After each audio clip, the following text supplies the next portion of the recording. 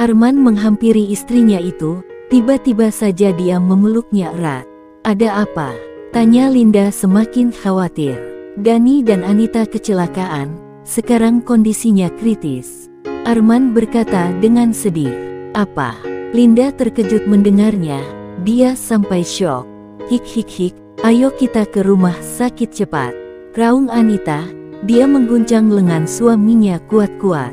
Penyesalan memenuhi hatinya, menyesal tidak sempat bicara dari hati ke hati. Menyesal tidak sempat saling memaafkan, dan menyesal tidak mau memaafkan Anita saat dia datang kepadanya untuk meminta maaf. Linda sadar, dia telah egois dan dibutakan rasa cemburunya saja. Rasa cemburu yang berlebihan. "Tenanglah Lin, kita akan segera ke rumah sakit," ujar Arman. Arman dan Linda pergi ke rumah sakit yang disebutkan orang yang menghubunginya tadi. Baby Zaki terpaksa dibawa karena khawatir akan menginap di kota J. Kecelakaan itu terjadi di kota J. Babysitter tidak lupa ikut dengan mereka, karena pastinya akan kesulitan jika dia tidak ikut. Untuk sementara waktu, Arman meminta babysitternya tinggal dengan Baby Zaki di rumah lamanya yang ada di kota J. Rumah itu terawat, karena ada orang suruhan Arman yang selalu datang merawatnya. Rumah sakit. Arman mendorong kursi roda yang Linda duduki menuju ke sebuah ruangan di mana Dani dan Anita dirawat. Tampak beberapa orang berkumpul dengan isakannya di sana. "Bagaimana keadaan Dani dan Anita?" tanya Arman, cemas, kepada orang yang dia tahu adalah ayah Dani. Pria paruh baya itu memeluk Arman, dengan air mata menggenang di pelupuk matanya. "Dani baik-baik saja kan?" tanya Arman, semakin cemas. Ayah Dani melepaskan pelukannya, air mata tampak masih menggenang di pelupuk matanya. "Dani sudah pergi untuk selamanya," jawab ayah Dani dengan suara tercekat. Dia menahan diri agar air mata tidak tumpah terlalu banyak. "Innalillahi wa inna ilaihi rojiun," kaki Arman seakan lemas tak bertulang. Dia begitu terkejut, padahal semalam terakhir mereka mengobrol di telepon. Arman oleng, dia berpegangan pada kursi roda yang Linda duduki. Meski berusaha menahan air matanya, tetap saja dia kesulitan. Air matanya perlahan jatuh. Dani adalah teman dekatnya, teman baiknya dan juga orang kepercayaannya. Dia baik, jujur dan pekerja keras dalam bekerja. Linda terisak mendengarnya. Arman memeluknya, dia harus menguatkan sang istri. Jadi, dia tidak boleh lemah. "Lalu Anita bagaimana?" Suara Linda terdengar parau. "Anita saat ini masih kritis," jawab ayah Dani. Linda kembali terisak mendengar perkataan ayah Dani. "Kita berdoa saja semoga Anita baik-baik saja." Arman mengelus punggung istrinya dengan lembut. Linda mengangguk, matanya tampak sembab. Arman mendorong kursi roda yang Linda duduki. Dia menghampiri kedua orang tua Anita yang tampak terpukul. "Semoga Anita baik-baik saja," ujar Arman lirih. "Terima kasih," jawab ibunya Anita. Sedangkan ayah Anita tampak bungkam dengan penuh gurat kesedihan. Linda kembali terisak, dia meminta maaf kepada kedua orang tua Anita. Dia merasa sangat bersalah pada Anita, karena waktu Anita datang, dia tidak mau memaafkannya. 5 menit kemudian, dokter keluar dari ruangan ICU tempat Anita dirawat. "Bagaimana keadaan anak saya, Dok?" tanya ibu Anita dengan diiringi isakannya. "Kami sudah berusaha, tapi Tuhan yang Maha Kuasa atas seluruh makhluknya. Kami minta maaf, karena tidak bisa menyelamatkan Nyonya Anita," jawab dokter itu dengan raut muram. Sebagai dokter, ia merasa kecewa karena tidak bisa menyelamatkan nyawa pasiennya. Tapi, setidaknya mereka sudah berusaha semaksimal mungkin. Tangis pun pecah, ibu dari Anita begitu histeris mendengar perkataan dokter itu. Linda pun terus menangis di pelukan suaminya. Dia begitu menyesal karena terlambat minta maaf dan memaafkan Anita temannya. Kini, Linda sadar dirinya terlalu egois dan mementingkan diri sendiri, hingga tidak memedulikan perasaan orang lain. Dia berjanji akan lebih baik lagi dan tidak mudah terpancing emosi. Arman dan Linda, mereka pulang ke rumah yang berada di kota J. Mereka akan mengikuti acara pemakaman yang akan dilakukan di kota ini. Di sebuah pemakaman umum, tampak pepohonan berjajar rapi di sekelilingnya. Makam-makam berjajar rapi, yang merupakan rumah terakhir umat manusia. Linda tampak duduk di sisi makam baru, yang merupakan makam Dani dan Anita temannya. Arman berada di sampingnya. Linda menaburkan bunga, dan mengatakan sesuatu. "Maafkan aku, An. Aku terlambat minta maaf padamu, aku terlalu marah padamu. Tapi, aku sadar, kesalahanku lebih banyak kepadamu, semoga kamu tenang di sana. Aku pun sudah memaafkan semua salahmu padaku," diiringi derayan air mata, yang langsung ia seka secepatnya. Arman kembali menggendong istrinya, mendudukkannya di atas kursi roda, lalu mendorongnya perlahan menuju ke tempat di mana mobilnya terparkir. Hari demi hari dilewati, Linda kini berubah menjadi lebih penyabar. Banyaknya kejadian yang ia lewati dalam kehidupan, membuatnya sadar dan lebih bersikap dewasa lagi. Tanpa terasa, kini usia baby Zaki sudah genap 1 tahun.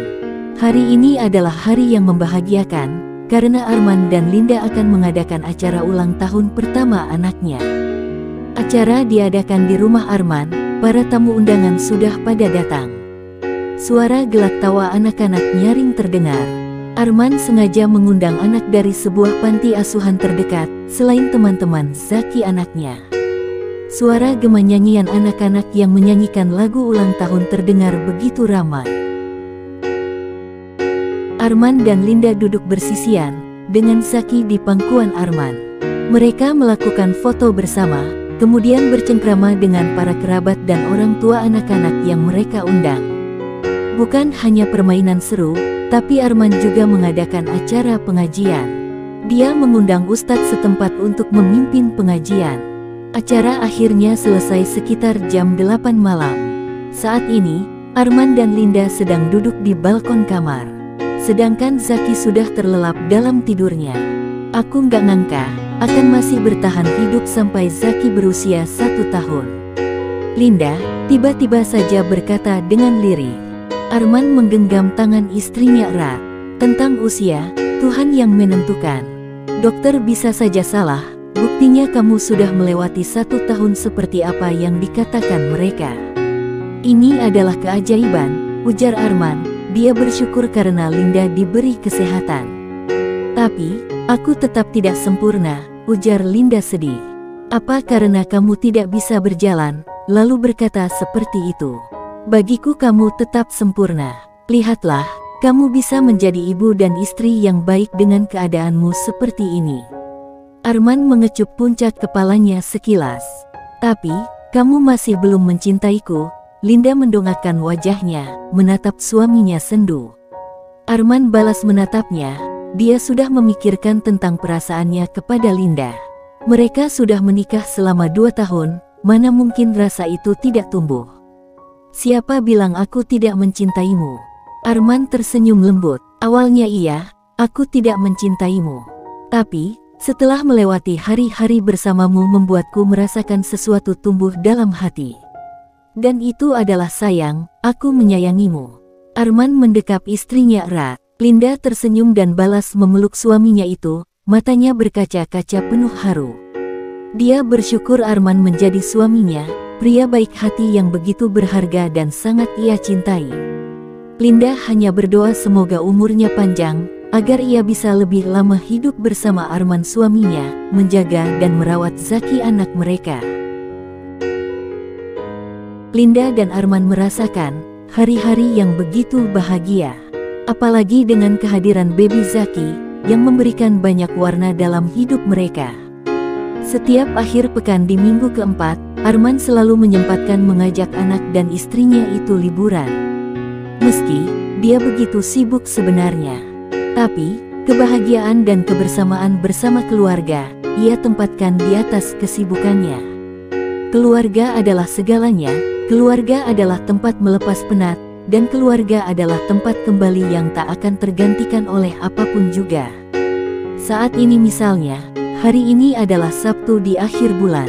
Arman mengajak Linda istrinya dan Zaki, tidak ketinggalan babysitternya, untuk membantu menjaga Zaki selama liburan. Mereka pergi ke villa Arman yang ada di puncak. Linda begitu menyukai suasana nyaman dan sejuk di sana. Hamparan perkebunan teh yang rimbun dan hijau terhampar, begitu memanjakan mata. Baby Zaki sedang dijaga babysitternya di dalam villa. Sengaja tidak dibawa keluar, karena suhu yang masih terasa sangat dingin. Di tempat ini, meski waktu menunjukkan pukul 11 siang sekalipun, namun suhu masih terasa begitu dingin. Linda duduk di atas kursi rodanya. Arman mendorong kursi roda perlahan menyusuri jalanan sekitar area perkebunan, di antara rimbunnya pohon teh. Kemudian mereka berhenti, di dekat sebuah batu besar yang teronggok di sana. Di sampingnya, terdapat rimbunan pohon teh dan sebuah pohon tinggi besar yang lumayan rindang. Aku mau duduk di sana. Linda menunjuk ke arah batu besar itu. Arman segera menggendongnya, dan mendudukkan Linda di atas batu besar itu. Mereka duduk bersisian, Linda memeluk tangan suaminya erat, menyandarkan kepala di dada bidang sang suami. Arman melingkarkan tangannya di perut sang istri. Apa kamu akan tetap bersabar dengan kondisiku ini? Mata Linda berkaca-kaca. Rasa takut memenuhi hatinya, takut suaminya berpaling dan bosan dengan keadaannya. Dokter sudah memvonis dirinya, dia akan lumpuh permanen. Kenapa bilang begitu? Tentu saja, aku akan selalu bersamamu. Aku akan selalu menjagamu dan menerimamu apa adanya. Jangan pernah tanyakan lagi hal seperti ini padaku, aku tidak suka. Arman mengecup puncak kepalanya penuh sayang, dan mengeratkan pelukannya. Linda terisak penuh haru dan bahagia. Arman menyeka pipi istrinya yang basah akibat tetesan air mata, dengan jempolnya. Kok malah nangis sih, ujarnya lembut. Aku terlalu bahagia memiliki suami sebaik kamu. Linda mendongakkan wajahnya, menatap lembut sang suami yang begitu ia cintai sepenuh hatinya. Arman tersenyum lembut, balas menatapnya. Lalu, dia menundukkan wajahnya. Hingga jarak di antara mereka begitu dekat. Linda memejamkan mata. Cup, bibir mereka bersentuhan, dan akhirnya mereka saling memagut penuh kasih sayang. Di antara rimbunnya pohon teh dan sejuknya udara yang membelai kulit.